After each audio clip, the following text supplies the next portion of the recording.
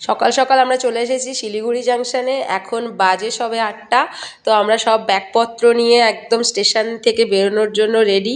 তো আমরা দার্জিলিং যাব, তাই গাড়ি ঠিক করা হবে। আগের দিন বলা হয়নি ভিডিওতে, যেটা আজকের বলছি।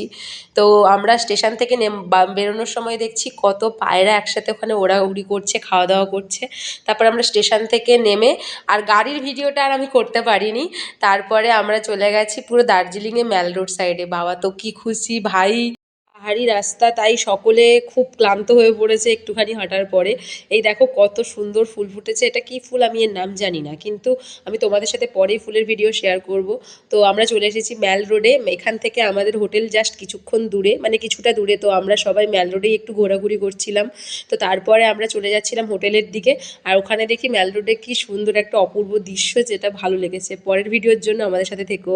ভিডিওগুলো আপনাদের কেমন লাগছে অবশ্যই কমেন্ট করে জানাবেন।